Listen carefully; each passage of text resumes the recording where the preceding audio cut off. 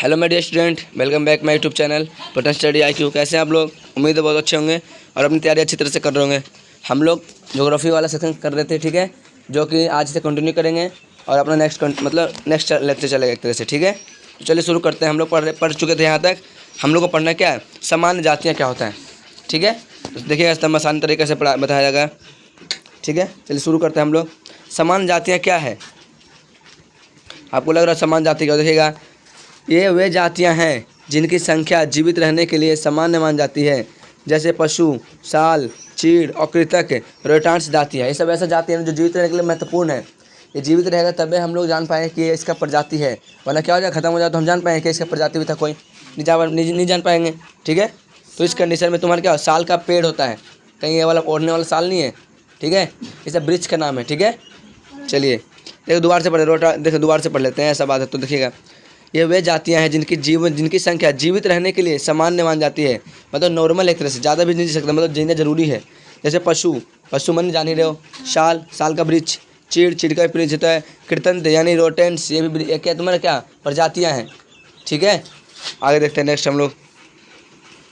संकटग्रस्त प्रजातियाँ क्या होता है? संकट, देखिए मालूम से चाहता है कि वो संकट में है, समझ में आ रहा क्या? तो संकट में कौन कौन से प्रजातियाँ हैं तो देख लेते हैं। तो ये वे जातियाँ हैं जिनकी लुप्त होने का खतरा है। लुप्त माने खत्म होने का क्या यहाँ पे खतरा है। विश्व में परिस्थितियों के कारण इनकी जनसंख्या कम हुई है। यदि वे जारी रहती तो इन जातियों का जीवित रहना कठिन था। जिन परिस्थिति के कारण कोई घटना से वजह से लोग का मौत हो गया है, अगर वो परिस्थिति जारी रहता ना तो आज एक भी जीव नहीं बचता, जो ख़त्म हो रहा है धीरे धीरे, ठीक है। देखो काला हिरन, कभी नाम सुने? काला हिरन सलमान खान जी इसी के चक्कर में जेल गए थे, किसी को पता है क्या? देखिए वो एक शिकार करने गए, गलती से ना हिरन को लग गया था, काला हिरन को, ठीक है। तो उस कंडीशन में उसे ना जेल भेजा गया और बोला कि जाओ जेल, ठीक है। इस कंडीशन में बताया गया उनको। सोचो इतना बड़ा सलमान खान है जो कि जेल तो गया, सोच लीजिए। तो कानून सबके लिए बराबर है, ठीक ना, चाहे तो सुपरस्टार हो चाहे कोई भी स्टार हो, समझ में आ रहा है इतना चाहिए। आगे देखते हैं। ये वे जातियां जिनकी लुप्त होने का खतरा है, जिन विषम परिस्थितियों के कारण इनकी संख्या कम हुई है। यदि वे जारी रही तो इन जातियों का जीवित रहना कठिन है। और काला हिरन हो गया, जैसे मगरमच्छ हो गया, भारतीय जंगली गधा हो गया, देखा जंगली गधा? नहीं देखे होंगे, ठीक है। गेंडा हो गया, देखिएगा चिड़ियाघर के अंदर। पूँछ वाला बंदर, जैसे हम हनुमान लोग बोलते हैं जी, एक पूँछ वाला बंदर होता है, बिना पूँछ वाला भी बंदर होता है, ठीक है। और संगाई, जिसे मणिपुरी हिरन बोलते हैं। संगाई क्या बोलते हैं हम लोग? मणिपुरी हिरन इत्यादि इस प्रकार के जातियों के उदाहरण कुछ एग्जाम्पल में दिया गया है, ठीक है। चलिए आगे देखते हैं हम लोग। अब आता है सुभेद जातियाँ क्या होता है। इसके अंतर्गत ऐसी जातियों को रखा गया है जिसकी जनसंख्या घट रही है। क्या हो रहा है? इसको घट रही है, पर ख़त्म नहीं हुआ, घट रही धीरे धीरे, ठीक है। जैसे देखिएगा, यह वैसी जातियाँ हैं जिन पर ध्यान नहीं दिया जाए तो यह संकटग्रस्त जातियों की श्रेणी में आ जाते हैं। और ऐसे जातियाँ जो अगर इस पर ध्यान न दूँ तो कुछ दिन के बाद क्या होता है, ख़त्म होना पे करार आ जाएगा और संकट में आ जाएगा ये जातियाँ, ठीक है। फिर क्या हो रहा है? जैसे भेड़ हो गया, भेड़ को ना ध्यान दे, भेड़ खत्म हो रहा है। एशियाई हाथी हो गया, ठीक है। गंगा की डॉल्फिन मछलियाँ, वो भी तुम्हारे क्या खत्म होने के करार पे हैं। इसी प्रकार की जातियाँ के उदाहरण कुछ एग्जाम्पल में दर्शाया गया है, ठीक है। आगे देखते दुर्लभ जातियाँ क्या होती है। दुर्लभ मालूम चले, दुर्लभ यानी कि प्रॉब्लम है, बहुत है, कमज़ोर बहुत है, ठीक है। ये जातियाँ कौन कौन से देखिएगा, इन जातियों की संख्या बहुत कम या सुभेद है, और यदि इनका प्रभावित करने वाले विषम परिस्थितियाँ नहीं परिवर्तित होती तो यह संकटग्रस्त जातियों की श्रेणी में आ जाता है। अगर ये विषम परिस्थिति बने तो जो प्रॉब्लम में है, अगर नहीं सुधारा जाए तो ये पूरा खराब कंडीशन में आ जाएगा और धीरे धीरे क्या हो जाएगा, लुप्त हो जाएगा, मतलब खत्म होता चल जाएगा, ठीक है। आगे देखते हैं नेक्स्ट पॉइंट। स्थानिक जाति क्या होता है? स्थानिक मतलब स्थान में रहने वाला है ना, नाम से मालूम चल रहा है। देखिएगा, प्राकृतिक या भौगोलिक सीमाओं से अलग विशेष क्षेत्र में पाई जाने वाली जातियाँ, जैसे अंडमानी टीला, निकोबार, अंडमान निकोबार की बात हो रहा है, ठीक है। कबूतर, इसमें पाया जाता है, कबूतर हो गया, अंडमानी जंगली सूअर और अरुणाचल के ही मिथुन इसी वर्ग में आए जाते हैं। देखिए दोबारा से इसको पढ़ते हैं, समझिएगा, ठीक है। मैंने क्या बोला यहाँ पे, प्राकृतिक या भौगोलिक सीमाओं से अलग, प्राकृतिक है या भौगोलिक सीमा से बिल्कुल अलग हो गया है ना, अलग सीमाओं में मतलब सीमा विशेष क्षेत्रों में पाए जाने वाली जातियाँ, जैसे तुम्हारा क्या होगा, अंडमान टीला, निकोबार यानी अंडमान और निकोबार कबूतर, समझ में क्या? एग्जाम्पल होगा पहला। दूसरा क्या बोल रहा है, अंडमानी जंगली सूअर, ठीक है, जंगली सूअर हो गया यहाँ पे। और क्या, अरुणाचल के मिथुन, मिथुन इसी वर्ग में कुछ आते हैं। तो मिथुन कहाँ गया, तो बोलेगा अरुणाचल का तुम्हारा जीव है, ठीक है। आ रहा है समझ में क्या, आगे देखते हैं नेक्स्ट। लुप्त जातियाँ क्या होता है, लुप्त माने देखो धीरे धीरे क्या खत्म होता जा रहा है धीरे धीरे, ठीक है। देखना, वे जातियाँ हैं जो इनके रहने के आवास में खोज करने पर अनुपस्थिति पाई गई है। क्या पाई गई, अनुपस्थिति, मतलब मैं सर्च किया ना तो नहीं मिला, ये खत्म हो गया, नहीं मिला है नहीं इसका। अब जाति स्थानीय क्षेत्र, प्रदेश, देश, महाद्वीप या पूरी पृथ्वी से लुप्त हो गई है, मतलब पूरा वर्ल्ड से ना खत्म हो चुका है, उसे प्रजाति नहीं मिला आज तक। जैसे डायनासोर को प्रजाति है आज तक जी, बताओ। एंडाकोंडा का, उसे तो प्रजाति है, फिर भी एंडाकोंडा सांप है ना, उसका प्रजाति है, अभी भी जिंदा सांप है जो अमेजोन के जंगल में पाया जाता है, बहुत बड़ा बड़ा सांप, ठीक है, जो उसका ही एक रूप है, लेकिन उतना बड़ा नहीं है, 60 फीट 70 फीट का नहीं है, मुझे 20 फीट का है, समझ में आया क्या, 20 फीट का सांप, बस यहाँ से लेके यहाँ तक सांप, वहाँ से लेकर उस कोना से कोना तक, ठीक है ना। अब पहले जब जो एंडाकोंडा है बहुत 60 फीट 70 फीट, जब ऐसे जंगल में खड़ा हो जाना है, अमेजोन के जंगल में ऐसे करके, तो पूरा वो दिखेगा, इतना बड़ा खड़ा होता है वो, उतना खड़ा होता है, कभी मूवी देख लीजिएगा मालूम चल जाएगा। आगे देखते बाबू, जैसे देखिएगा, जैसे इसमें क्या है, जैसे क्या खत्म हो रहा है, तो बोले इससे चीता खत्म हो रहा है। और क्या हो रहा है, गुलाबी सर वाला बत्तख, देखा कभी ज़िंदगी में, गुलाबी सर होता है उसका बत्तख का, वो खत्म हो रहा है धीरे धीरे। और क्या बोल रहा है, डोडो पंछी, इसका कुछ अच्छा उदाहरण है, डोडो पंछी का नाम है, हो सकता है पंछी नाम है डोडो, ठीक है, देखे तो नहीं है, ठीक है, लेकिन नाम है डोडो पंछी, ठीक है।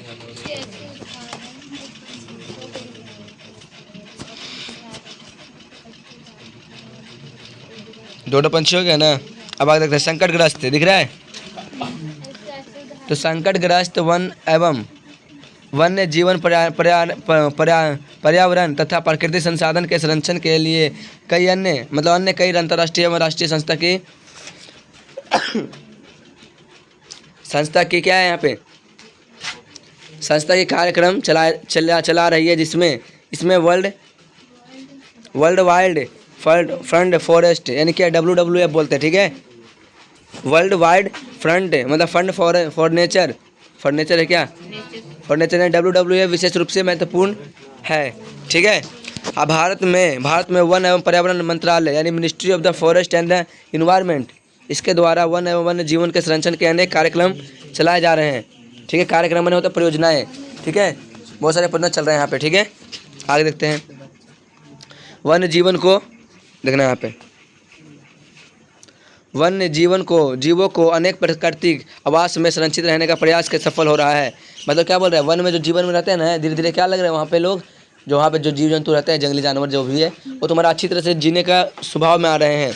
और इसे इन सीटो प्रयास कहते हैं, इसे क्या कहते हैं, इन सीटो प्रयास कहते हैं। इसके अंतर्गत विस्तृत भूखंड को संरक्षित क्षेत्र घोषित किया गया है। इसने क्या बोला, इसके अंदर क्या किया गया है, तो बहुत बड़ा क्षेत्र को संरक्षित घोषित कर दिया गया कि ये सुरक्षा में है, ठीक है। इसी प्रकार इन्हें संकट में बचाने के लिए कृत्रिम आवासीय संरचना की विकास किया जाता है, और इस संकट से बचाने के लिए इसे अलग तरह से बनाया हुआ घर में रहने को दिया जाता है, ठीक है, कृत्रिम। इसे एक सीट यानी एक सीट कहते हैं, सीटों कहते हैं, समझ में आ रहा क्या। एक सीटों के प्रयास से जिस प्रजाति के विलुप्त होने का खतरा है उन्हें संग्रहित किया जाता है। मतलब मान लीजिए ये तुम्हारा कोई कार्यक्रम है जिसका नाम है एक्स सीटू, ठीक है, ये ऐसा कार्यक्रम है, अगर मान लीजिए कोई ऐसा चीज़ है जो खत्म होने के कगार पे है, तो उसको पकड़ के ला के उसे पिंजरे बंद कर देगा, उसको प्रजनन करवाएगा, ठीक है, मतलब कि उसका जब बच्चे से ज़्यादा से ज़्यादा जन्म दे, ठीक ना, इससे क्या हो जाएगा ना, उसका प्रजाति खत्म नहीं होगा, ठीक है, क्या उस कंडीशन में बच सकता है, ठीक है। इसे कौन सा है तुम्हारा अति क्या बोलते हैं परियोजनाएँ हैं, तो बोलेगा एक्स सीटू, ठीक है। आगे देखते हैं, इन सीटू भी और एक सीटू भी, यानी इंटरनल और एक्सटर्नल, ठीक है। आगे देखते हैं, वन्य प्राणियों के संरक्षण के लिए संरक्षित क्षेत्रों में एक क्या है, राष्ट्रीय उद्योग है। राष्ट्रीय उद्योग मैंने क्या होता है, इंटरनेशनल मतलब लेवल के लिए, मतलब भारतीय लेवल के हिसाब से क्या कंपनियां हैं, ठीक है। विहार या अभ्यार तथा जो मंडल सम्मिलित है, बिहार के यहाँ पे, ये बिहार की बात नहीं हो रही, बिहार में होता है घूमन करना, क्या होता है, तो घूमन करने का अभ्यास करना, और जैव मंडली सम्मिलित होना, और जैव मंडल भी इसमें क्या होता है, सम्मिलित होता है, ठीक है। एक किताब पीछे भी दे दीजिए। बीच वाला दे दो, तो ऑलरेडी एक ही है।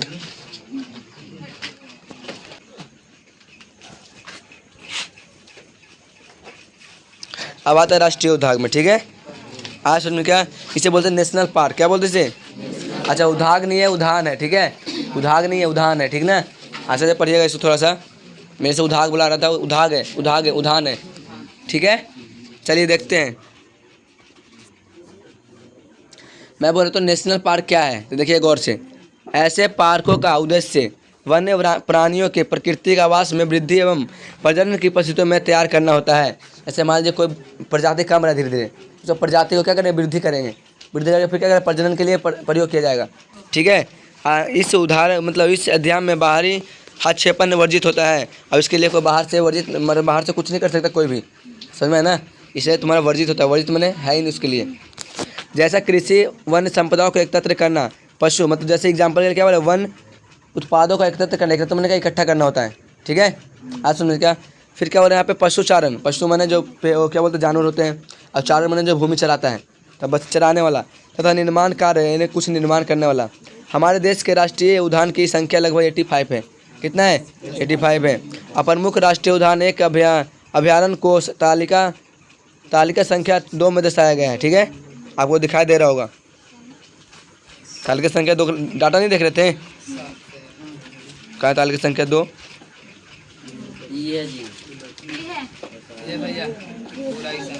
हाँ इसमें दर्शाया गया, ठीक है। ये देखते क्या इसके अंदर दर्शाया गया है, ठीक ना। तो चलिए आगे देखते हैं। अब आगे बढ़ते दूसरा पॉइंट, बिहार क्षेत्र या अभ्या क्या है यहाँ पे, अभ्यारण्य है, ठीक है। बिहार क्षेत्र या अभ्यारण्य यह एक ऐसा, देखिएगा यहाँ पे, यह एक ऐसा सुरक्षित क्षेत्र होता है जहाँ वन्य जीवन सुरक्षित ढंग से रहते हैं, और यह निजी संपत्ति हो सकता है, निजी माने खुद के लिए हो सकता है, समझ में है ना। अब आगे देखते हैं, इस क्षेत्र में कृषि आ जाता है, क्या आता है, कृषि। वन उत्पादन को एकत्र करने, मछली पकड़ने आदि की सीमित टूटे होती है, मतलब छूट होती है, ठीक ना। मछली पकड़ो, सब करो, शिकार करो, मछली पकड़ना सीमित छूट के लिए एक तरह से, मतलब छूट एक तरह से। अब वन्य जीवन के स्वाभाविक जैविक क्रियाएं होती है, जैसे घोंसला बनाना, जोड़ा बनाना, अंडे या बच्चे सेवन आदि पर बाधा पहुंचने पर मालिकानी अधिकारियों को संयुक्त किया जाता है। भारत में इनकी संख्या लगभग 448 है। और बिहार में बेगूसराय का कांवर झील और दरभंगा का मुसेश्वर मतलब कुशेश्वर इसके लिए चिन्हित किया गया है। देखिएगा ये बताया जा रहा है ना कि कुछ ऐसे जगह हैं जहाँ पे लोग मतलब अगर मान लो कोई व्यक्ति मतलब कोई जानवर है, चाहे कोई पंछी अंडा दे रहा है, उसकी सुरक्षा करना इसका काम है। मालिक ही ना होता जी, पालने वाला वो सुरक्षा करता है, नहीं करेगा तो टूट जाएगा, तो फिर मर नहीं जाएगा एक तरह से। या फिर बच्चा मान लीजिए जन्म लिया, ऐसे छोड़ दिया, तो भाई उसको इंसान थोड़ी ना उसके माँ, जानवर का जो बच्चा जन्म लेता है इंसान है जी। अगर मान लीजिए कैसे डिजेबल हो गया, कैसे खाए में गिर गया, चाहे कुछ हो गया, तो बचेगा वो, तो उसे देख रेख करा जाता है, पूरा जंगल में कैमरा लगाया जाता है, ठीक है, कौन सा मतलब कहाँ है। और जब मालूम चल जाए कि प्रेग्नेंट है, कोई बकरा हो चाहे बकरी हो चाहे गाय हो कोई भी हो, तो उसे ना विशेष रूप में अलग से रूम में रखा जाता है उसको, समझ में आया क्या। इस कंडीशन में इसे पाला जाता है। आगे देखते हैं नेक्स्ट पॉइंट, जीवमंडल क्या होता है। जीवमंडल देखिएगा, जीवमंडल क्या होता है, देखिए सामने, नहीं देखे काला हिरन है, असली में नहीं देखे देखिए सामने, यह वह क्षेत्र है, आवाज़ न करे, यह वह क्षेत्र है जहाँ प्राथमिकता के आधार पर जैव विविधताओं के संरक्षण के कार्यक्रम लगाए जाते हैं। प्राथमिकता माने प्रथम कार्य पढ़ाएंगे संसाधन में, प्राथमिक क्रिया, द्वितीय क्रिया, तृतीय क्रिया, ज्योग्राफी में इकोनॉमिक्स में पढ़ाया था। इकोनॉमिक्स में प्राथमिक क्रिया द्वितीय क्रिया नहीं पढ़ाया था क्या, तो वही बोल रहा, प्राथमिकता के आधार पर जैविक विविधता के संरक्षण के कार्यक्रम चलाए गए हैं। अब इन क्षेत्रों में जैव विविधता के आनुवांशिक विविधता के रूप में भी संरक्षित कार्यक्रम चलाए जाते हैं। आनुवांशिक माने उसका मतलब जैसे गाय है, बैल है, उससे से जन्म ले भी रहा है कि नहीं ले रहा, वो आनुवांशिक है एक तरह से, ठीक है।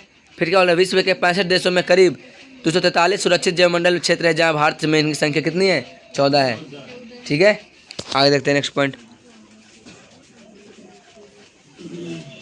आपको तालिका दिख रहा है क्या, तालिका संख्या 2, ये क्या बता रहे हैं, देखिए भारत में राज्य अनुसार प्रमुख राष्ट्रीय उद्यान का अभयारण्य हो, इसका मतलब क्या होता है? इसका मतलब है कि तुम्हारा राज्य और देखा राष्ट्रीय उद्यान कहाँ कहाँ तुम्हारा है, कहाँ कहाँ पार्क है कि नहीं है, समझ में आ रहा क्या? उसके बारे में बताया जा रहा है। तो सबसे पहले हम लोग क्या पढ़ेंगे इसके बारे में, देखिए। तो देखो मध्य प्रदेश के अंदर क्या क्या है बाबू, तब क्या है, बांधवगढ़ राष्ट्रीय उद्यान, जो कि क्या है, अमरिया बोलते हैं, क्या बोलते हैं इसे, उमरिया, ठीक है। फासिल राष्ट्रीय उद्यान किसे क्या बोलते हैं, मंडाला। कान्हा राष्ट्रीय उद्यान किसे क्या बोलते हैं, मंडाला और बालाघाट। माधव राष्ट्रीय उद्यान क्या बोलते हैं, शिवपुरी, समझ में आ रहा क्या, ये नाम है। पन्ना राष्ट्रीय उद्यान क्या बोलते हैं, पन्ना छतरपुर, पन्ना या छतरपुर, जो कि पटना में है, ठीक है। अरे नहीं है, वहाँ की बात हो रहा है, ठीक है, मध्य प्रदेश की बात हो रहा है। आगे देखना है नेक्स्ट पॉइंट, पेंच राष्ट्रीय उद्यान कहाँ है तुम्हारा, तो बोलना होशंगाबाद में, कहाँ है, होशंगाबाद। सतपुरा राष्ट्रीय उद्यान कहाँ है, भोपाल में। संचित ड्यूबरी राष्ट्रीय उद्यान कहाँ है, सिंधी में। ये कुछ नाम है इसका, ठीक है, जो इसका तुम्हारा पार्क है, एक नेशनल पार्क, ठीक है क्या। अब आते क्या, कर्नाटका, दिखाई दे रहा है कर्नाटक, कर्नाटक के बारे में पढ़ते हैं। देखिए क्या बोला जा रहा है यहाँ पे, कर्नाटक यानी गांधी सागर अभयारण्य कहाँ है तुम्हारा, मंदसौर में, ठीक है। बांदीपुर राष्ट्रीय उद्यान, मतलब भद्रा अभयारण्य कहाँ है तुम्हारा, तो चिकन। ये सब तुम्हारा एक नेशनल पार्क को दर्शा रहा है, ठीक है। आज सुनो क्या, कौन सा राज्य में कौन सा पार्क है, पार्क, हाँ, उद्यान माने पार्क होता है, ठीक है, नेशनल पार्क। जहाँ जैसे पार्क होता है ना कोई एकदम सब फेमस पार्क, वो तुम्हारे पार्क है, ठीक है। ये सब फेमस ही है, नहीं तो और भी तो पार्क है अलग अलग राज्यों में, सब फेमस ही है, ठीक है। ये भारत के अंदर छत्तीसगढ़ में जम्मू। चलिए देखिएगा आप लोग, सुनिएगा इधर सब कोई, देखिए इसको आप खुद पढ़ सकते हैं, ठीक ना, नहीं तो पढ़ के मैं बता देता हूँ। देखिएगा कर्नाटका हो गया, राजस्थान देख लीजिए, आप पढ़ लीजिए, ठीक ना, ज़्यादा टफ नहीं इसके अंदर। राजस्थान के अंदर पढ़ लेना क्या होता है, फिर उसके बाद मध्य प्रदेश, फिर केरल, फिर उत्तराखंड, फिर उत्तर प्रदेश, असम, झारखंड। देखिए झारखंड के अंदर क्यों कहा गया इसको, बताइए। झारखंड में जंगल बहुत है ना, मतलब पार्क वहाँ बहुत ज़्यादा है, लेकिन बिहार के अंदर नहीं है। पहले झारखंड बिहार एक ही था, अलग हो गया फिर बीच में 2000 ईस्वी में, ठीक है। क्या चीज़, वो बिहार ही था पूरा नाम, झारखंड अलग हो गया, वो तुम्हारा कुछ विवाद से हो गया था अलग। अब आते हैं नेक्स्ट पॉइंट हम लोग पढ़ते, ठीक है। ये दिख रहा है क्या आपको, मैप दिख रहा है क्या, देखिए मैप में क्या लिखा हुआ है, ये नंबर बता रहा है, क्या बता रहे हैं यहाँ पे, ये देखिए नंदा देवी कहाँ पर है, हाँ, तो ये नंबर 1 में दे रखा है। चलिए देखते हैं हम लोग दूसरा में क्या था, तो बोला नोक केर था, नोक रेख, ठीक है। तीसरा में क्या तुम्हारा, मानव। ये सब बता रखा है मैप के अंदर कहाँ पे इसका लोकेशन है, ठीक है। ऐसे पूरा ये लोकेशन आप देख लीजिएगा, कुछ टफ नहीं है, देख लीजिए, सबको नंबर वाइज दे रखा है यहाँ पे, ठीक है। चलिए आगे चलते हैं हम लोग। देखिए भारत सरकार के पर्यावरण एवं वन मंत्रालय के वार्षिक रिपोर्ट 2004-5 के अनुसार है, किसके अनुसार है, 2005 अनुसार, मतलब 5 और 4 के अनुसार राष्ट्रीय उद्यान बिहार जैसे क्या है, अभयारण्यों एवं जैव मंडल की सूची तालिका 2 में प्रमुख राष्ट्रीय उद्यान बिहारों एवं जैव मंडल से को दर्शाया गया है। ये तुम्हारे किधर से बिहार का बताया जा रहा है, पर बिहार का तो दिखा ही नहीं। अच्छा वो बिहार है ना, बिहार, झारखंड में बिहार पहले बिहार था, तो बिहार से नाम से पड़ा था, घूम, बिहार का मतलब घूमना होता है, ठीक है, उसी वजह से का नाम पड़ गया बिहार। तो तुम्हारा तालिका 2 में प्रमुख राष्ट्रीय उद्यान है, जो कि बिहारों एवं जैव मंडल क्षेत्र को दर्शाया गया है, ठीक है, मतलब घूमने का तरीका को दर्शाया गया है। ये प्रजनन केंद्र क्या होता है, जहाँ पे लोग, मतलब जहाँ पे लोग पंछी उंछी होते हैं ना, जानवर वगैरह प्रजनन करते हैं, यानी बच्चे जन्म देते हैं, ठीक है, उस कंडीशन में होता है।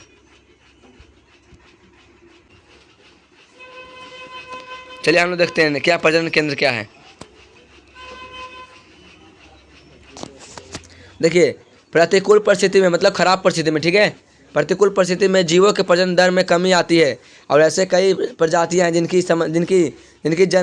जिनकी प्रजनन दर, मतलब बच्चे देने की दर है ना, वो कम होने के कारण संकटग्रस्त सूची में शामिल हो गए हैं। मतलब देखिएगा कुछ ऐसे जीव है ना जो बच्चे ज़्यादा नहीं दे रहे हैं, और नहीं दे रहे तो मर जा रहे हैं ना जी, जब मर जा रहे तो फिर उसका भी बच्चा जन्म नहीं लिया, और इस कंडीशन में क्या होगा, वो मर गया एक तरह से। तो ये बताया जा रहा है यहाँ पे। फिर क्या बोल रहा है यहाँ पे, इसलिए जीवों के लिए प्रजनन केंद्र भी सुविधा विकसित होना चाहिए। और जीवों के लिए जो प्रजनन केंद्र होता है ना है, उसके लिए बहुत अच्छी खासी मतलब व्यवस्था होना चाहिए, डॉक्टर होना चाहिए जानवर वाला, कुछ प्रॉब्लम हो तो देखने के लिए, ठीक है। हमारे देश में मध्य प्रदेश में पर्यावरण के परिवर्तन के कारण घड़ियाल की संख्या में भारी कमी हो गई है। घड़ियाल देखो, घड़ियाल, शोध घड़ियाल, दरियाई घोड़ा, ये सब क्या हो रहा है, धीरे धीरे कम रहा है, ठीक है, ऐसा बोल जा रहा है यहाँ पे। इसलिए इसके संरक्षण के लिए तुरंत मतलब क्या, मुनेर मध्य प्रदेश है। मुनेर में तुम्हारा कहाँ है, तो बोलना मध्य प्रदेश के अंदर है। एक घड़ियाल प्रजनन केंद्र स्थापित किया गया था। तो पूछेगा घड़ियाल प्रजनन केंद्र कहाँ स्थापित किया गया था, तो बोलना क्या, मुरैर ना, जो कि कहाँ है तुम्हारा, मध्य प्रदेश के अंदर है।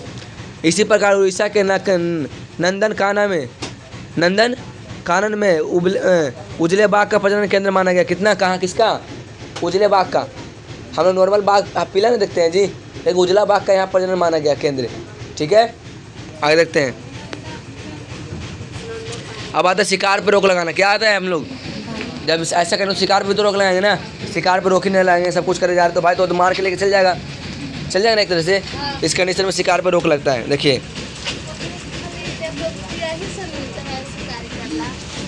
शिकार करने से उन लोग को बहुत फ़ायदा होता है, ठीक ना, समझ में आया ना, वो बहुत बेचता है पैसों में, इसलिए करता है। आगे देखते हैं नेक्स्ट क्या बोल रहा है, विश्व पर रोक। विश्व में क्या होता है, दुनिया, है ना, सॉरी, शिकार पर रोक। शिकार पर कैसे रोका जा सकता है, देखिएगा। वन प्राणी के हार्स का एक प्रमुख कारण इसका भी शिकार और इन्हें विभिन्न उद्देश्य के लिए कासना है। कासना मैंने क्या होता है, प्रॉब्लम में उसको ला के या उसे यूज करना जानवरों को, समझ में आ रहा क्या। फिर देखिएगा इनका आर्थिक महत्व होने के कारण इसका दोहन होता है।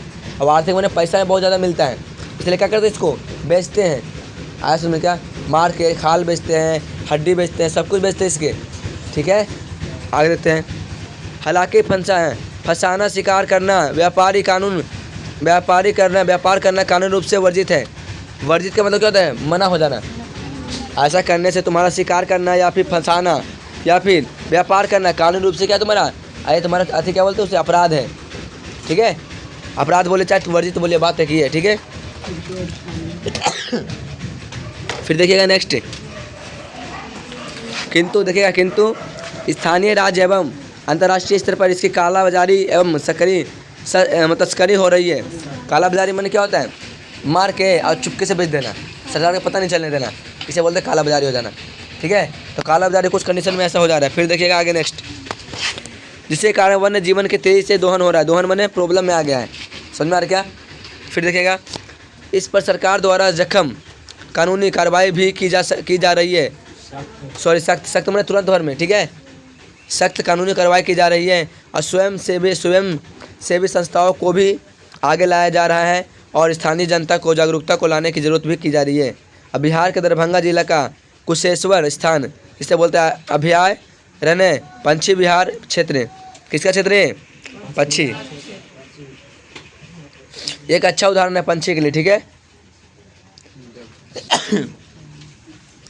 जहाँ पर जाते देखा, जहाँ पर प्रवासी पक्षियों के शिकार एवं व्यापार पर रोकथाम के लिए स्थानीय नागरिकों के सहयोग से जन जागरण के कार्यक्रम चलाए जा रहे हैं। देखिएगा, खाली एगो शिकारी को बोलने से नहीं होगा, जनता को भी जागरूक होना चाहिए कि तू पंछी मार रहा है जी, अभी रुक तेरे को शिकायत करता हूँ, ऐसा होना चाहिए ना, तब जाके बचेगा पंछी उंछी, नहीं तो फिर तू ही मार रहा है, मैं भी मारूंगा, मर जाएगा फिर, ठीक है। पहले से पंछी सब मारते, निशान लगा के मारा, गुलेल से गिर गया, मरे था ना एक तरह से। उस कंडीशन में तुम्हारा पंछी का प्रजाति बहुत धीरे धीरे खत्म होता जा रहा था, ठीक है। जिला प्रशासन के सहयोग से स्थानीय न्यूज़को क्लब द्वारा परीक्षण के शिकार पर प्रतिबंध लगाया गया। प्रतिबंध मैंने रोक लगा दिया गया, किस लिए, शिकार करने से, ठीक है, जिसके अच्छे परिणाम प्राप्त हुए हैं। जिला प्रशासन द्वारा इसके लिए जहाँ एक वाच टावर यानी वाच टावर का निर्माण किया गया है। वाच टावर मैंने देखने के लिए प्रतियोगिता, मतलब देखने के लिए यूज किया गया है कि मैं दूर से उसे देख सकता हूँ, ठीक है। आगे देखते हैं हम लोग।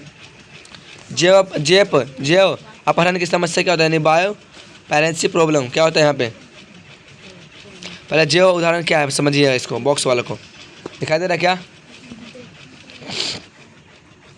जैव अपहरण क्या है, जीवों को अपहरण करना। अपहरण मैंने क्या होता है, किसी को किडनैप कर लेना, आज सुन में क्या, अपहरण। तब प्रकृति देखो ना, प्रकृति जनित तथा करोड़ों वर्षों के विकास की क्रिया में स्थानीय अनुवांशिक गुणों के हेराफेरी, जो हेराफेरी मैंने लेन देन, ठीक है ना। हेरा फेरी को जैव अपहरण कहते हैं, ठीक है। जब मैं तुमको चुरा के बेच दिया, तुम वहाँ पे मुझे पैसे दे दिया, इसे बोलते हैं हेरा फेरी, ठीक है। आगे देखते हैं नेक्स्ट पॉइंट। अब इसके बारे में हम लोग पढ़ेंगे। यह आधुनिक अनुवांशिक इंजीनियरिंग एवं जैव तकनीकी का प्रतिफल है। किसका फल है ये? आधुनिक जो हम लोग जी रहे हैं ना, हम लोग को बताया जा रहा है कि ऐसे करने से ऐसा हो सकता है। इन्फॉर्मेशन लीजिए। फिर क्या बोला यहाँ पे? ये तुम्हारा प्रतिफल, प्रतिफल मैंने क्या था? आउटपुट, यानी रिजल्ट का परिणाम है। किसका? तो तकनीकी का। ऐसा समझ टेक्नोलॉजी का, जब ऐसे करें तब जाके होगा। और फिर क्या बोल रहा है? यह केवल वन्य प्रणाली के लिए गंभीर समस्या नहीं है, ये सिर्फ जीवन के लिए, मतलब जंगली वाला ही नहीं है, हम लोग के लिए भी है। यह संपूर्ण मानव समाज के लिए भी बड़ी समस्या उत्पन्न हो गई है, ठीक है। आगे देखते हैं नेक्स्ट।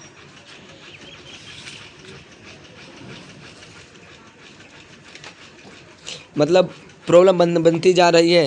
अब विभिन्न प्रकार के जीवों और वनस्पति के अनुवांशिक गुणों का पता लगाकर दूसरे जीवों में ये एवं पौधों में प्रत्यारोपण के द्वारा अन्य प्रकार के जीव एवं पौधे विकसित किया जा रहा है।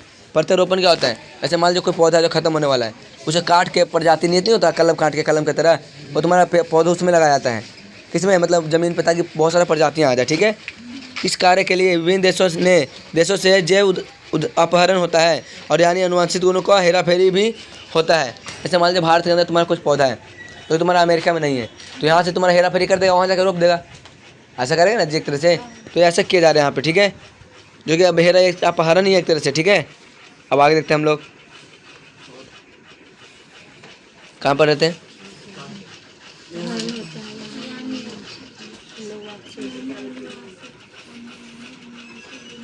यानी कि अनुवांशिक गुणों का हेरा फेरी की जाती है, ठीक है। आगे देखते हैं हम लोग। विकासशील देश, एक होता है विकसित, एक होता है विकासशील।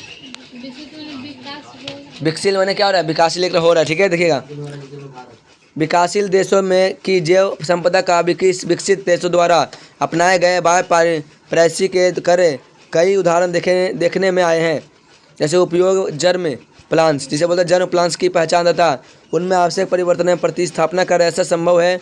अमेरिका में उगाई जाने वाली धान की एक प्रजाति का जर्म प्लाजा भारत के बासमती चावल के जर्म प्लाजा के नाम से जाना जाता है। देखो, भारत के अंदर जो बासमती चावल होता है, वो अमेरिका में क्या जानते हैं? इसको जर्म प्लाजम। कोई डाउट जानते किसी को? अमेरिका में इसको जर्म प्लाजम को जानते हैं। जैसे गांव में क्या डालते हैं? बासमती चावल जानते हैं ना जी, वैसे धान का एक प्रजाति है। हाँ, आगे देखते हैं। पश्चिमी अफ्रीका में पाए जाने वाले क्या है? पंडी प्लांट्रा ब्राजील से मतलब ब्राजीन नाम का पौधा, सुन लिया है? पौधा का नाम है, ठीक है, इतना दूर से लेके, यानी पंटी पिलांड्रा ब्रेजिन नाम के पौधा इसी प्रभाव में आ गया था। अब इस पौधे में पाए जाने वाले इस प्रकार के प्रोटीन की मिठास चीनी से 2000 गुना अधिक होती थी। सोचो, चीनी से भी 2000 गुना ज़्यादा इसके अंदर तुम्हारा मीठा होता था, ठीक है। फिर क्या बोल रहा है? इसमें कैलोरी भी कम होती थी। कैलोरी मने जो फैट मात्रा बनाता ना है, उसका मात्रा भी क्या होता है? एक तरह से कम था। अमेरिकी द्वारा मिठास उत्पन्न करने वाला चीनी की पहचान कर ली गई है, जिस चीनी को मक्का के पौधे में प्रतिस्थापन कर मकई के पौधे से चीनी से भी एक दोबारा से पढ़ लेते हैं, ठीक है। इस जीन को मक्का, जीन माने होता है डीएनए, ठीक है। इस जीन को मक्का के पौधों में प्रतिस्थापन करते हैं, यानी मकई होता ना है, उसके अंदर ट्रांसप्लांट करता है, ठीक है। प्रतिस्थापन कर मकई के पौधे से चीनी से भी अधिक मिठास तथा कम कैलोरी वाला जैविक उत्पादन प्राप्त करने की दिशा में शोध किया जा रहा है। कहाँ किया जा रहा है? तो अमेरिका में किया जा रहा है। देखिए, इसने जब बोला कि चीनी से भी मीठा 2000 गुना तक, समझ में आया क्या? इसने निकाला, प्रोड्यूस करना शुरू कर दिया। इस कंडीशन में क्या बताया जा रहा है? यहाँ पे बताया जा रहा है कि इसका जीन होता है ना जी, जिसका डीएनए है, वो मकई के अंदर डालकर और उसका प्रयोग किया जाता है, तो मिठास बहुत होगा, ठीक है। और कैलोरी की मात्रा भी क्या हो जाएगा? कम जाएगा। आप समझ सकते हैं कि गन्ने चीनी का उत्पादन तथा निर्यात करने वाले देश के लिए यह जैविक अपहरण एक प्रकार की चुनौतियाँ है। सुनिएगा, इसका मतलब क्या है? जिस तरीके से आप लोग जानते हैं कि हमारे देश में गन्ना की खेती ज़्यादा होती है, गन्ना की खेती होने के कारण चीनी बनता है, लेकिन इससे भी एक टेक्नोलॉजी लेके आ गया तो चीनी बिकेगा जी। ये तो नहीं सुन डालूंगा ना एक चुटकी चीनी, तो समझ लेना कि 1 बाल्टी के बराबर हो जाएगा मीठा, तो फिर लेगा नमक की तरह, सही बात है। तो फिर उसके बाद कोई लेगा भारतीय चीनी को, तो तुम्हारा अपहरण हो रहा है एक तरह से। क्या हो रहा है? एक तरह से अपहरण। अब यहाँ देखना क्या बोल रहे हैं, देखना कहाँ पर रहते हैं आगे देखना। इसके लिए अब कई राष्ट्रों द्वारा कठोर कदम उठाए जा रहे हैं। जय और क्या बोलते हैं, हॉट स्पॉट चिन्हित कर जैव संपादों का पाबंदी लगाई जा रही है। देखिए हॉट स्पॉट सुना हो, हॉट स्पॉट कनेक्ट करने के लिए, तो ऐसा कुछ कनेक्शन करके पता लगा रहा है कि कहाँ से मतलब कौन सा जीव जा रहा है, ठीक है, उसे जान नहीं दे रहा है। नहीं, हम लोग को नहीं जाने देना है, हम लोग को पाल के रखना है, ठीक है। कोई डाउट आया था किसी को? चलिए आगे देखते हैं हम लोग। हॉट स्पॉट क्या है पहले समझिएगा इसके बारे में, ठीक है, तो देख लेते हैं। हॉट स्पॉट इसे बोलते हैं नॉर्मन क्या यहाँ पे बोलते हैं नॉर्मन मारियस, ठीक ना, जो कहाँ किया था 1900 कितना लिखा हुआ है 1988 में इंसेंटू संरचना को प्राथमिकता के आधार पर हॉट स्पॉट के पहचान पर जोर दिया गया था। इंसिंटू ये तुम्हारा क्या था, परियोजना था, और आउट सिंटू भी था, बता दें ना जी, एक्स सिंटू और इन सिंटू, सिंटू नहीं सिट्टू, सेटू। आगे देखते हैं नेक्स्ट क्या बोल रहे हैं यहाँ पे क्या बोल रहे देखिएगा। हॉट स्पॉट्स के निर्धारण के लिए मुख्य शर्तें हैं। ये कौन कौन शर्तें हैं जो नीचे हम लोग देखेंगे तो समझ में आ जाएगा, ठीक है, तो देखते हैं। पहला पॉइंट क्या बोल रहा है, देशज प्रजाति की संख्या का निर्धारित, ऐसी प्रजातियों को अन्य और कहीं नहीं पाई जाती है। देशज, ठीक है ना, देशज प्रजाति कहीं पाई नहीं जाती, इसके लिए यहाँ पे प्रयोग करना बहुत जरूरी है। अधिवास का अधिग्रहण की सीमा निर्धारित करना, और रहने के लिए घर बनाना, रहने के लिए जगह बनाना, ठीक है। फिर क्या बोल रहे हैं यहाँ पे देखिएगा,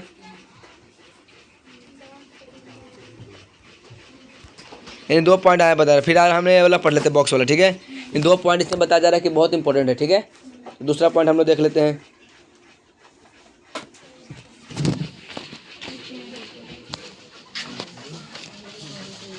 देखो बाघ परियोजना क्या है, बाघ मालूम चल रहा होगा नाम से, यानी बाघ को खतरा है, तो बाघ को बचाने के लिए परियोजना चलाया जा रहा है।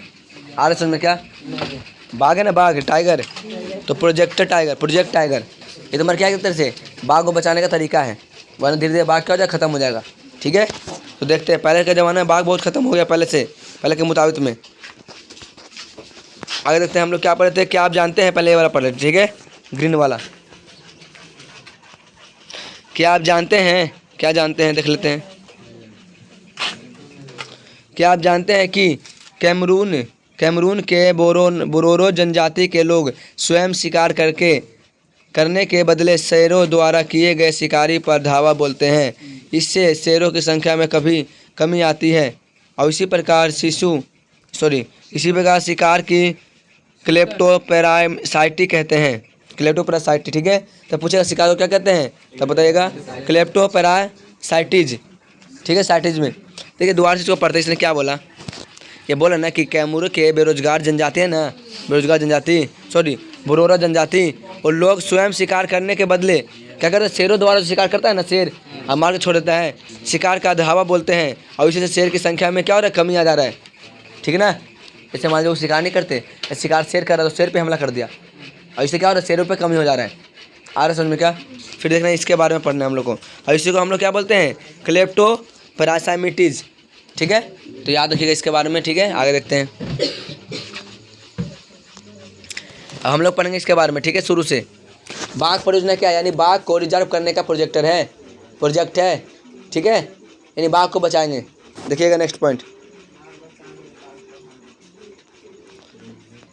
वन्य जीवन संरचना, सुनिएगा, वन्य जीवन संरचना में बाघ यानी टाइगर एक महत्वपूर्ण जंगली जाति है, और 1973 में अधिकारियों ने पाया कि देश में 20 शताब्दी के आरंभ में बाघ की जनसंख्या अनुमति संख्या कितना था, 5500, और अब कितना घटकर तो 1827 रह गया। सोचो कितना कम हो गया। अब बाघों को मारकर उनके व्यापार के लिए चोरी करना माने बिजनेस करने के लिए, ठीक है, चोरी किया जा रहा है, और आवासीय स्थानों पर सिकुड़ना, और आवासीय स्थान क्या वहाँ पर सिकुड़ जा रहा है एक तरह से, ठीक है, मतलब वहाँ पे लोग नहीं रह रहे। अब भोजन के लिए आवश्यकता की उच्च उपस्थिति की संख्या कम होना, और जनसंख्या में वृद्धि बाघों की घटती संख्या के मुख्य कारण हो सकता है। देखो जनसंख्या बढ़ क्यों रहा है भाई, जंगल में जब शेर नहीं रहेगा तो आदमी को खाएगा जी, तो कभी कभी आदमी तो खाएगा ना शेर, तो जनसंख्या कमेगा, लेकिन जब शेरें मर रहा है तो भाई जनसंख्या नहीं बढ़ रहा है क्या, हम लोग का जनसंख्या बढ़ रहा है ना एक तरह से जी, हम लोग कोई मारा नहीं जा रहा, कोई मर भी नहीं रहा, कोई बीमारों नहीं पड़ रहा है, तो इस कंडीशन में क्या होता है, मर जाता है एक तरह से, ठीक है। मतलब जनसंख्या बढ़ रहा है किसका, जाति का, क्या बोलते हैं हम लोग का, और घर किसका रहा है, बाघ का, ठीक है। आगे देखते हैं।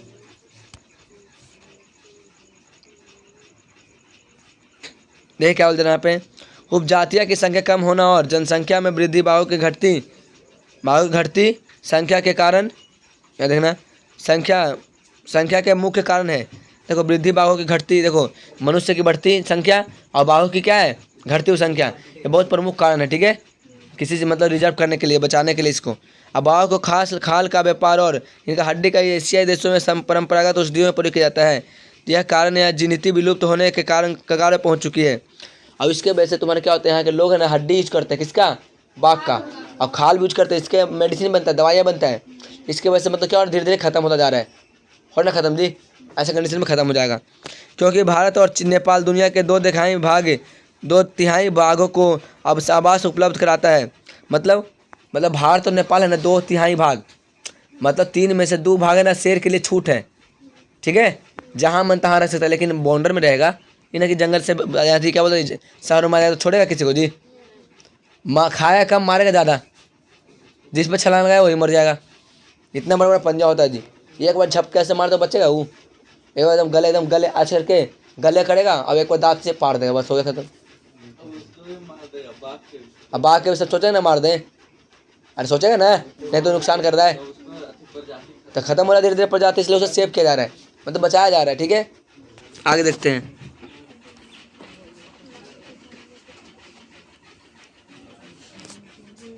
आता है, देखना आता है, यह देश की शिकार, चोरी और गैर कानूनी व्यापार करने वाले मुख्य निशान पर हैं। जो चोरी कर रहे हैं ना, अब व्यापारी कर रहे हैं, और निशान मतलब शिकारी कर रहे हैं, वो तुम्हारे जो कर रहा है वो जेल में जाएगा, ऐसा बताया जा रहा है। बाघ परियोजना प्रोजेक्ट टाइगर विश्व की में क्या है, बेहतरीन वन्य जीवन परियोजना में से एक है, और इसकी शुरुआत लगभग 1973 ईस्वी में हुई थी। कब हुई थी, 1973 ईस्वी में हुई थी। और इसे बहुत सफलता प्राप्त करने के बाद सफलता प्राप्त हुई, क्योंकि बाघों की संख्या बढ़कर कितनी हो गई थी, 1900 से 4002 हो गया, सॉरी 1985 में कितना हो गया था, 1985 में 4002, और 1989 में कितना हो गया था, 4334 हो गई थी। परंतु 1993 में जनसंख्या क्या हो गया, 3600 हो गया। सोचो घट के 36 तक पहुंच गया। भारत में लगभग कितना लिखा हुआ है, 37,761 किलोमीटर स्क्वायर पर, मतलब किलोमीटर स्क्वायर पर फैला हुआ या 27 बाघ रिजर्व है। कितने से है, 27, याद रखिएगा इसको, ठीक है। आगे देखते हैं नेक्स्ट पॉइंट।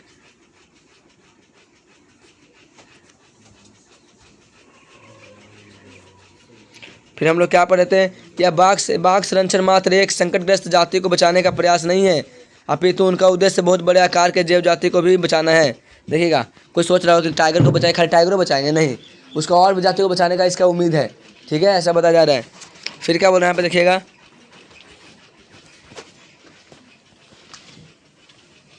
कहाँ पढ़े थे, थोड़ा बचाने का प्रयास किया जा रहा है ना, अपितु इसका उद्देश्य बहुत बड़े आकार के जैव जाति के भी बचाना, ठीक है। और क्या है, उत्तरांचल में कॉर्बेट राष्ट्रीय उद्यान, पश्चिम बंगाल में सुंदरबन राष्ट्रीय उद्यान, मध्य प्रदेश में क्या है तुम्हारा, बांधगढ़ राष्ट्रीय उद्यान, और राजस्थान में सारिस्का वन्य जीवन पशु विहार, और असम में मानव बाघ रिजर्व, और केरल में क्या तुम्हारा, पेरियार बाघ रिजर्व। भारत में बाघ संरक्षण नियोजन के कुछ उदाहरण दर्शाया गया है यहाँ पे, ठीक है। यहाँ पे मतलब कुछ ऐसा जगह जहाँ पे शेर को बचाया जा रहा है, ठीक है। अब आगे देखते हैं, समुदाय और वन संरक्षण, समुदाय और वन संरक्षण।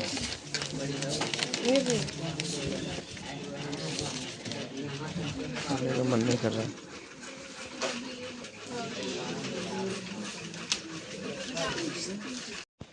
चलिए हम लोग अब क्या पढ़ेंगे, समुदाय और वन संरक्षण। ये क्या होता है, समुदाय और वन संरक्षण, यानी समुदाय में लोग रहने वाले जंगलों को रक्षा किया जाता है, उसी को हम लोग क्या बोलते हैं, वन संरक्षण बोलते हैं, ठीक है। तो देखते दोबारा से पढ़ते हैं। भारत के कुछ क्षेत्रों में स्थानीय समुदाय सरकारी अधिकारियों के साथ मिलकर वन्य जीवन के आवास अथवा आवास स्थानों को संरक्षण से जुटे हैं, मतलब बचाने के लिए जुटे हुए हैं, सरकारी और गैर सरकारी दोनों, ठीक है।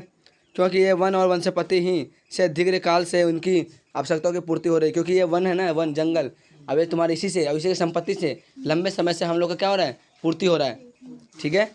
और क्या है, सरिस्का बाग रिजर्व में, सरिस्का पढ़ाए थे ना अभी, सरिस्का बाग रिजर्व में राजस्थान के गाँवों के लोग वन्य जीवन संरक्षण अधिनियम के तहत वहाँ के खनन कार्य खनन कार्य बंद करवाने के लिए संघर्ष किया। खनन मैंने कारखाना, और जो कार्य होता है ना वहाँ पे बंद करवाया। क्यों? वहाँ से प्रदूषण लोग होता है, लोग मतलब जानवर लोग मारे जाते थे, ठीक है, इसके वजह से। कई क्षेत्रों में ऐसा देखा गया, देखिएगा, कई क्षेत्रों में तो लोग स्वयं वन्य जीवन समस्या आवासों की रक्षा कर रहे थे, और कई कई जगहों में ना, क्षेत्र में नहीं जगह, कहीं कई जगहों में खुद रक्षा कर रहे थे, कुछ से ज़रूरत नहीं है, सरकार बोले तबे करेंगे जी, हम ऐसा नहीं कर सकते हैं, इंसानियत नहीं है हमारे पास, है ना। तो इस कंडीशन में खुद करना शुरू कर दिया। और राजस्थान के अलवर जिले जिसमें 5 गाँव के लोग ने तो 12,000 हेक्टेयर वन भूमि, सॉरी 1200 हेक्टेयर वन भूमि ना, यानी कि भैरवदेव डाकवव विहार चोरी घोषित कर दिया, जिससे कि अपने ही नियम कानून है जो कि शिकारी वर्जित करते हैं। शिकार वर्जित करते हैं मतलब यहाँ पे शिकार नहीं करना है। वर्जित का मतलब नहीं का अर्थ निकालता है, ठीक है ना। तो वर्जित नहीं करते मतलब वर्जित करता है मतलब वर्जित नहीं, मतलब नहीं करना है ऐसा काम। फिर क्या हो रहा है, तथा बाहरी लोगों की घुसपैठी से यहाँ के अन्य जीवन को बचाना है। बाहरी घुसपैठी माने क्या होता है? घुसपैठी माने जैसे दलाल, तुम्हारा कोई पैसा आकर लेके चला गया, उस कंडीशन में बताया जा रहा है, ठीक है। आगे देखते हैं नेक्स्ट पॉइंट। आदिवासी लोग दिख रहा है क्या? तो यहाँ देखना, आदिवासी लोग अपनी आवश्यकता के लिए देखिए दोबारा से पढ़ लेते हैं। आदिवासी लोग अपने आवश्यकताओं के लिए आसपास के परिवेश पर निर्भर करते हैं, मतलब जो उसके आसपास कोई सामान होगा ना उसी पर निर्भर करते हैं। वो कोई दिल्ली पटना नहीं जाते थे कुछ सामान लाने के लिए, ठीक है ना। आगे देखते हैं। हुआ वन्य जीवों का आखेट, मछली आखेट हो गया, वन्य जीव का आखेट हो गया, मछली पकड़ना हो गया, जंगली फल खाना हो गया, कंद खाना हो गया, कंद माने आलू, शकरकंद, ये सब कंद होता है, ठीक है। बीज प्राप्त करना, अब सीमित मात्रा में कृषि साधन आदि से भी उन्हें भोजन की आवश्यकता की पूर्ति करते हैं। सीमित मात्रा में मतलब क्या है? ये सब करने के बावजूद सीमित मात्रा मतलब ज़्यादा भी आप मात्रा नहीं है खेती का, उसे क्या करते? फसल उगाते थे, ठीक है। आगे देखते हैं। मतलब कृषि साधन आदि से भी उनका भोजन ये तो हो गया, नहीं हुआ, ये नहीं हुआ, देखना। कृषि साधन आदि से ही अपना भोजन की आवश्यकता की पूर्ति करते हैं, लेकिन आदिवासी जनजाति को अपने क्षेत्र में पाए जाने वाले पेड़ पौधे तथा अन्य जीवों का भावनात्मक एवं आत्मीय लगाव था, जिससे परिवेश में पाए जाने वाले साधनों के संरक्षण के प्रति अत्यंत सक्रिय तथा संचेत होते थे। और ये जंगली पौधे के बीच आदि के अंकुरन के मौसम में वन क्षेत्रों में नहीं जाते थे, और अपने पालतू पशुओं को भी जंगल में प्रवेश से रोकते थे। देखो इसने क्या बोला, यहाँ के लोग इतना मतलब रोकते थे, ठीक है। इसने बोला कि इतना यहाँ के लोग का प्यार हो गया ना पेड़ पौधों से कि वो नहीं चाह रहे कि मैं इसको तोड़ के खा जाऊँ, समझ में आ रहा क्या। और कभी कभी सोचते कि मैं अभी पौधा जो जन्म ले रहा है, और इसलिए मैं वो ज़्यादा नहीं था कि लात से अगर दब जाएगा तो, ठीक है ना, आज समझ में क्या। और इसीलिए जानवरों को भी नहीं छोड़ता था, समझ में कि चढ़ जाएगा तो, ठीक है, इस कंडीशन में। आगे देखिएगा। प्रजनन काल में मादा वंश पशुओं का शिकार नहीं करते थे। जब वो प्रेग्नेंट होती थी तो शिकार करेगा जी किसी को? शेरनी है तो क्या हो गया, वो खुद प्रेग्नेंट है, वो शिकार करेगी किसी को? वो अब दौड़ पाएगी पहले सही से? आज सुनो क्या, उस कंडीशन शिकार नहीं कर पाते थे वो, क्या जी। प्रजनन काल में मादा वन पशुओं का शिकार नहीं करते थे। अच्छा सॉरी, वो लोग नहीं करते, ठीक ना। जैसे मान लीजिए मुझे पता चल गया कि प्रेग्नेंट है, कोई भी मतलब शेर हो गया, कुछ भी हो गया, शेरनी हो गया, तो उसे छोड़ देते, छोड़ जाए यार इसका, क्योंकि ये मर जाएगा ना, इसके अंदर का बच्चा भी मर जाएगा, तो प्रजाति क्या हो जाएगा, कम जाएगा। आज समझ क्या, इस कंडीशन में उसे नहीं मारता, छोड़ देता था, जाओ यार आराम से रहो, ठीक है ना। फिर क्या हो रहा है यहाँ पे, मादा वन पशुओं का शिकार नहीं करते थे, ये तो हो गया। वन संसाधनों का प्रयोग चक्रीय पद्धति से करते थे। चक्रीय मैंने दोबारा उसका उपयोग कर सके, ठीक है। अब वन के शाख के क्षेत्रों से सुरक्षित रखे, मतलब उसमें प्रवेश नहीं करते थे, और समय समय पर आवश्यकता अनुसार वृक्षारोपण तथा उनकी रक्षा करते थे। और समय के समय अनुसार क्या करते थे, वृक्ष को रोपते थे और अच्छा भी करते थे, ठीक है। इस प्रकार से जनजाति क्षेत्रों से वन को संभावित संरक्षण प्राप्त हो जाता है। और इस प्रकार अगर सभी मिलकर आपस में करेंगे ना तो तुम्हारा क्षेत्र को सुरक्षा मिलेगा, ठीक है। आगे देखते हैं। हिमालय में प्रसिद्ध दिख रहा है क्या, हिमालय में प्रसिद्ध चिपको आंदोलन सुना होगा, तो देखते हैं यहाँ पे पढ़ रहे हैं। हिमालय में प्रसिद्ध चिपको आंदोलन कई क्षेत्रों में वन कटाई रोकने में ही सफल नहीं रहा, बल्कि यह भी दिखलाया कि स्थानीय पौधों का प्रयोग करके सामुदायिक वर्गीकरण अभियान को सफल बनाया जा सकता है। सुनिएगा, इसने सिर्फ पेड़ पौधों को रोकना ही नहीं हिमालय पर्वतों में, बाकी और जगह में भी इसने क्या करा कि पेड़ पौधों को रोपिए ताकि और विकास हो सके, ऑक्सीजन की कमी ना हो। ठीक है। और देखना, पारंपरिक संरक्षण तरीकों से कृषकों को क्रमशः मैंने लगातार, तो पहले क्या हुआ, परिस्थितियों के अनुसार कृषि की जागरूकता आई, यानी कि जैसे जैसे स्थिति आई ना वैसे वैसे क्या हुआ, किसानी मतलब फसल उगाना शुरू कर दिया। जैसे टेहरी में किसानों के बीच भूमि बचाओ आंदोलन ने दिखाया था। कहाँ दिखाया था? टेहरी में किसानों ने बोला भूमि बचाओ आंदोलन। ठीक है, यानी भूमि को बचाइए, ऐसा बोल जा रहा है। किया गया कि रासायनिक उर्वरकों में प्रयोग के बिना भी विधि सफल उत्पादन द्वारा आर्थिक रूप से लाभकारी कृषि संभव है। बोला जिस तरीके से तुम खाद बना देते हो, तुम्हारा मट्टी का नमीकरण खत्म हो जाता है, आप नहीं बनाइए, हम ऐसे ही उपजा सकते हैं, इतना है ठीक है ना क्षमता मिट्टी के अंदर कि अपने उपजा सकता हो। तुम खाद डाल के तुम्हारा मिट्टी का नमीकरण खत्म कर रहे हैं, ना, जिसका प्रोटीन का जो क्षमता है वो खत्म कर दे रहे हैं, इसकी वजह से तुम्हारी फसलें खराब हो जा रहे हैं। ठीक है, तो ऐसा ना करें, रासायनिक उर्वरक ना बनाएं, जो ज़्यादा बेटर है। हम लोग ऐसे ही कर लेंगे कंप्लीट। अब आते देखो चिपको आंदोलन। आपको दिख रहा होगा एक महिला है, क्योंकि पेड़ से जिस तरीके से चिपका हुआ, जैसे लग रहा है कि इसका मतलब पुत्र है एक तरह से। ठीक है ना, ऐसे नहीं बोल रहा है एक तरह से, तो इसे बचाना चाहता है ये। ठीक है, देखिए क्या, तो तुम्हारा चिपको आंदोलन का मतलब क्या, पेड़ पौधों को बचाना। ठीक है, तो देखते हैं इसके बारे में, समझिएगा। देखो उत्तर प्रदेश में डेहरी एक गढ़वाल पर्वतीय क्षेत्र है। पर्वतीय जिले में सुंदरलाल बहुगुणी के नेतृत्व में अनपढ़ जनजातियाँ, कौन जाति थे? अनपढ़ जनजातियों द्वारा 1972 ईस्वी में आंदोलन प्रारंभ किया था। अनपढ़ थे वो, 1972 में आंदोलन शुरू कर दिया गया था। और इस आंदोलन में स्थानीय लोगों, जैसे ठेकेदार हो गया, ठेकेदार की कुल्हाड़ियों से हरे भरे पौधे को काटते देखा, उसे बचाने के लिए अपने आगोश में पौधे को घेर लिया, उसे रक्षा करते थे। और इसे कई देशों में स्वीकारा गया है। देखिएगा, जैसे मान लीजिए कोई व्यक्ति जो काट बन रहा है, ठीक है, तो बोल रहा है कि हम काटने नहीं देंगे, हम पेड़ में लटक जाएंगे, उससे पहले हमको ही मार दीजिए। आज में क्या, तब जाके तुम्हारा पेड़ काटेंगे, तब इस कंडीशन में ये तुम्हारा आंदोलन बहुत आगे तक चल गया। आपको दिख रहा होगा कैसे लोग प्ले हुए, इसमें दिखाई दे रहा है क्या, ये बोल रहा है कि हमको पेड़ नहीं काट के दीजिए, ऐसे करिए। ठीक है, फिर देखिए क्या बोल रहा है यहाँ पे, मैं नीचे पढ़ रहा हूँ चित्र वाला में। ठीक है, चिपको आंदोलन का एक दृश्य क्या है, दिख रहा होगा आपको, दिख रहा है क्या चिपको आंदोलन का दृश्य? एक महिला है जो अपने पेड़ से लपटा हुआ है। ठीक है, आगे देखते हैं। भारत में संयुक्त वन प्रबंधन, छरित वनों में प्रबंधन और पुनर्निर्माण में स्थानीय समुदाय की भूमिका के महत्व को उजागर करता है। स्थानीय समुदाय मैंने वहाँ के रहने वाले लोगों को उजागर करता है कि नहीं, उजागर करिए एक तरह से।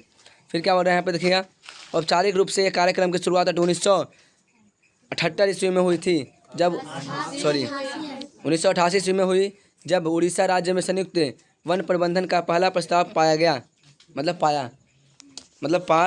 पास किया गया। सुनिएगा, ये बोला ना, सबसे पहले जो अच्छी तरह से कब इसे देखा गया, तो 1988 में, समझ में आया क्या, तो 1988 में से बहुत अच्छी तरह से यहाँ पे देखा गया है। फिर से क्या, संयुक्त वन प्रबंधन का पहला प्रस्ताव पास कर दिया गया, कि हाँ ये पहला प्रस्ताव है, पास कर दिया। इसे सुरक्षा के लिए एक फ़ोटो दिखाया गया, आपको बताया गया कि ऐसे करना चाहिए, जब से तुम्हारा शुरू हो गया है। ठीक ना, पेड़ पौधों को बचाना।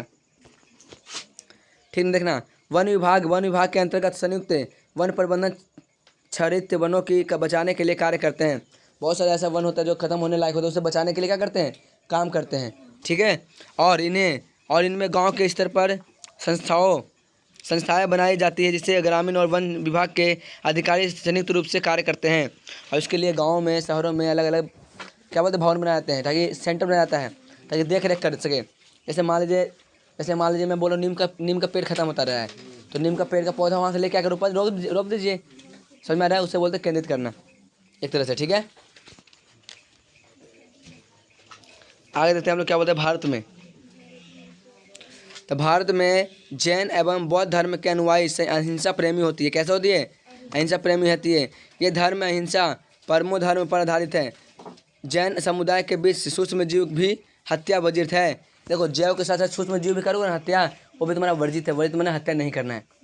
ठीक है, फिर क्या हो रहा है यहाँ पे, अतः वन एवं वन्य प्राणियों के संरक्षण में इसका काफ़ी योगदान रहा है। किसका? चिपको आंदोलन का। ठीक है, आगे देखते हैं। महात्मा बुद्ध ने 487 ईसा पूर्व कहा था कि पेड़ एक विशेष असीमित, दयालु और उदारवादी जीवधारी है, जो अपने सतत पोषण के लिए कोई मांग नहीं करती है और दानशीलता पूर्वक अपने जीवन की क्रियाओं को भेंट करता है, और यह सभी की रक्षा करता है और स्वयं पर कुल्हाड़ी चलाने वाले पर भी छाया प्रदान करता है।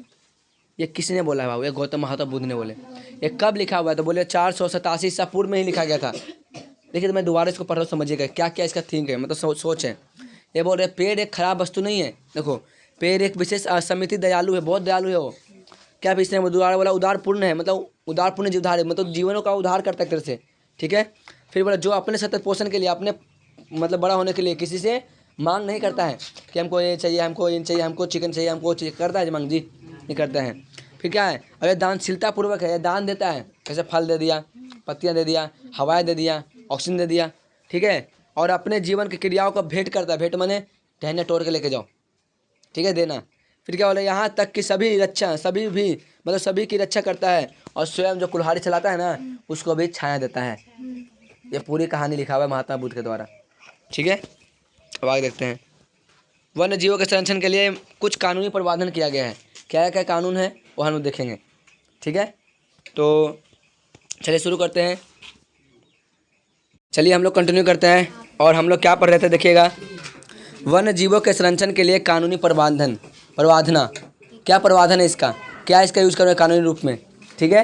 तो देखते हैं, शुरू करते हैं। पहला तुम्हारे यहाँ पर वन जीवों के संरक्षण के लिए बनाए गए नियमों तथा कानून प्रभाविता को 2 वर्गों में बांटा गया है। कितने भागों में बांटा गया? 2 भागों में।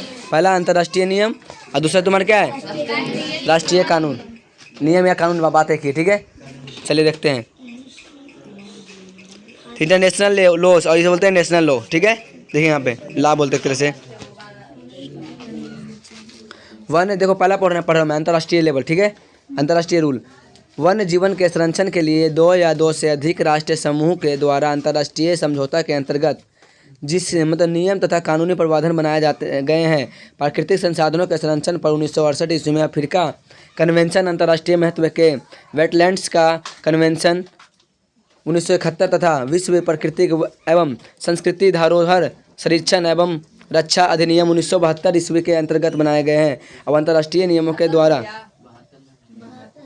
1972 ही तो बोला, 1972 के अंतर्गत बनाए गए थे। अंतर्राष्ट्रीय नियमों के द्वारा वन्य जीवन के संरक्षण प्रयास किए जा रहे हैं और इस पर सख्ती से अनुपालन करके वन्य जीवन की रक्षा की जा रही है। सुनिएगा, ये तुम्हारा क्या है? अंतर्राष्ट्रीय लेवल में है। बहुत सारा देश मिलकर एक राष्ट्र को मतलब बहुत सारा देश मिलकर इस नियम को पालन करवा रहे हैं, ठीक है। अंतर्राष्ट्रीय महत्व के लिए, सभी के लिए, तुम्हारे एक के लिए विशेष लिए नहीं है, सभी के लिए। और इसे कब किया गया? तो बताएगा 1968 ईस्वी में अफ्रीका में किया गया, ठीक है। 1971 ईस्वी में कहाँ मतलब धरोहर संरक्षण के लिए हमारे प्रकृति के रूप से पूरी अच्छी तरह से। फिर 1972 में क्या किया? अंतर्गत राष्ट्रीय नियमों के द्वारा सभी जीव, सभी व्यक्ति अनुष्ठान से मतलब अच्छी तरह से ईमानदारी से पालन किया। समझ में आया था क्या? आगे चलते हैं नेक्स्ट पॉइंट। अब आता है राष्ट्रीय कानून। राष्ट्रीय कानून का मतलब होता है देश भर में, ठीक है। ये तो मैं अभी पढ़ा, अंतर्राष्ट्रीय मैंने पूरा दुनिया भर में अलग अलग देशों में मिलकर या तुम्हारा अलग अलग राज्य मिलकर एक देश का निर्माण करता है, ठीक है। और उसके बारे में वो अपना सोचता है, तो उसके बारे में हम लोग पढ़ेंगे, देखिएगा। इसे हम लोग क्या बोलते हैं? तो राष्ट्रीय कानून क्या है? क्या है राष्ट्रीय कानून? भारत विश्व के उन देशों में से है जिसमें पर्यावरण तथा वन्य जीवन की रक्षा का प्रावधान संविधान में किया गया है। सोचो, जंगल का जो रक्षा करना है ना, वो संविधान के इंक्लूड कर दिया गया कि संविधान में जो लिखा है वही होगा। तुम पेड़ भी काट रहे हो तो तुम गलत कर रहे हो, नहीं काट सकता। इस संविधान की धारा 21 के अंतर्गत अनुच्छेद 47, 48 तथा 51A जी वन्य जीवन AG मतलब उसमें अलग अलग पार्ट कैटेगरी में बांटा गया है। A और G है। AG वन्य जीवों तथा प्राकृतिक संसाधनों के संरक्षण के लिए नियम लागू किया गया है। तो पूछेगा प्राकृतिक संसाधन के जो सुरक्षा करने के लिए संविधान में कौन सा अनुच्छेद है? तो बोलेगा 21 अनुच्छेद है। कितने अनुच्छेद है वहाँ पे? 21वां अनुच्छेद के अंतर्गत, सॉरी धारा 21 है। अब अनुच्छेद कौन कौन है? तो 47, 48 और 51A का G, ठीक है। कुछ ऐसा यहाँ पे प्रदान किया गया है। हाँ 51AG वर्ष 1952 में देखिए यहाँ पे क्या बोल रहे हैं। वर्ष 1952 में भारतीय वन जीवन बोर्ड यानी इंडियन वाइल्ड लाइफ बोर्ड, समझ में आता चीज का? यहाँ पे दोबारा से बोल रहा हूँ। वर्ष 1952 में भारतीय वन जीव बोर्ड, इसे बोलते हैं हम लोग इंडियन वाइल्ड लाइफ बोर्ड के गठन के बाद वन्य जीवन के संरक्षण से प्रति सरकार का रूप गंभीर हुआ और प्रांतीय स्तर पर भी वन्य जीव बोर्ड का गठन किया गया था। अब प्रांतीय वन क्या होता है? राज्य स्तर, समझ में ना? राज्य के लेवल में क्या करें, इसने बोर्ड बना देगा कि हाँ हम भी सुरक्षा करेंगे पशुओं को, ठीक है, आगे देखते हैं नेक्स्ट पॉइंट। वन्य जीवन सुरक्षा एक्ट 1972 ईस्वी में लाया गया। एक्ट माने अधिनियम होता है, ठीक है। कब लाया गया? 1972 ईस्वी में। क्या नियमावली 1973 और संशोधन एक्ट 1991 के अंतर्गत पक्षी तथा जानवरों के शिकार पर प्रतिबंध लगा दिया गया है। प्रतिबंध माने उस पर शिकार नहीं कर सकता, अगर शिकार करते हुए पकड़ा गया है तो आप जेल जाइएगा, समझ में आना चाहिए। और उसे कार्रवाई भी बहुत कठिन तरह से होगा, आपको वापस छोड़ना नहीं है, छुटवाना नहीं मिलेगा। वनों के रक्षा के लिए बनाया गया वन संरक्षण एक्ट 1980 एवं नियमावली 1981 के भी कानून प्रधान बड़े प्रभावशाली रहे हैं। जैव विविधता अधिनियम 2002 के अंतर्गत जैव विविधता के संरक्षण के लिए स्थानीय प्रखंड और जिला और राज्य स्तर पर कमेटियां गठित करने का प्रावधान किया गया है। क्यों? ताकि पेड़ पौधों को बचाया जा सके, ताकि तुम्हारी जाति प्रजाति को बचाया जा सके, ठीक है। वन्य जीवन के संरक्षण को ही ध्यान में रखकर प्रत्येक राज्य से कहा गया है कि राज्य स्तरीय सरकार और पंछी की घोषणा करें और राष्ट्रीय स्तर पर बाघ राष्ट्रीय जानवर और मयूर राष्ट्रीय पंछी घोषित किया गया था, ठीक है। बाघ को क्या बोलते हैं? राष्ट्रीय पशु, और मोर को क्या बोलते हैं? राष्ट्रीय पंछी, घोषित कर दिया गया, ठीक है। अब आगे देखते हैं वन्य जीवन और जैविक विविधता की उपभोक्ता क्या है। वन्य जीवन समझ में आ गया, वनों के जीवन है, वन में कैसे कैसे लोग जीते हैं, कैसे कैसे जो काम करते हैं, ठीक है, उसके बारे में बताया जा रहा है यहाँ पे। तो इसका नेक्स्ट क्लास हम लोग करेंगे, ठीक है। तो बताइए कैसा लगा यहाँ तक वीडियो, अगर अच्छा लगा तो लाइक कर दीजिएगा, शेयर कर दीजिएगा, सब्सक्राइब कर लीजिएगा, ठीक है। हम लोग मिलते हैं नेक्स्ट क्लास में, तब तक के लिए बाय। और कुछ समझ नहीं आया तो कमेंट बॉक्स में करिएगा कमेंट, ठीक है, मैं उसका रिप्लाई दूंगा।